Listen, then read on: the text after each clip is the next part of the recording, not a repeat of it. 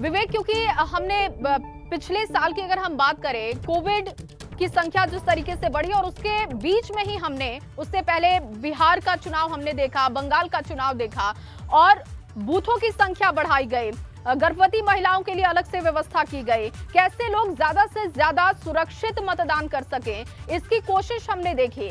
लेकिन अब जब फिर एक बार कोविड की संख्या बढ़ने लगी है, कोविड केसेस सामने आने लगे हैं, तो इन तमाम विषयों को कहीं ना कहीं मद्देनजर रखते हुए आज की प्रेस कॉन्फ्रेंस बहुत अहम रहेगी।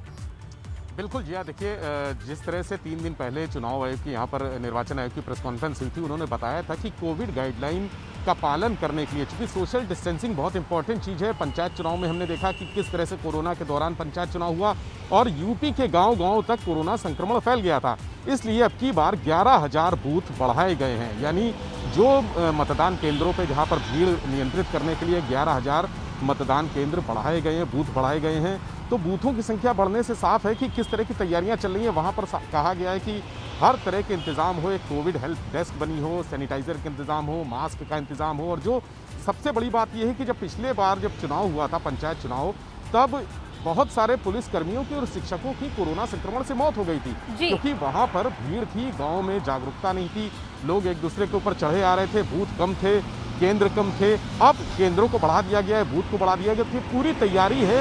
अभी जो निर्वाचन आयोग ने प्रेस कॉन्फ्रेंस करके बताया कि 14 करोड़ से करीब 15 करोड़, 1 करोड़ बढ़ गए हैं, 15 करोड़ मतदाता की संख्या हो गई है उत्तर प्रदेश में, जिसमें से 52 लाख बढ़े हैं। यानी पिछले जो चुनाव थे 2017 के, उसमें से 52 लाख मतदाता बढ़े हैं। और ये संख्या, इसमें यूथ की ज़्यादा है, महिलाओं की ज़्यादा है, तो यूथ ही सबसे ज़्यादा वोट डालने आता है।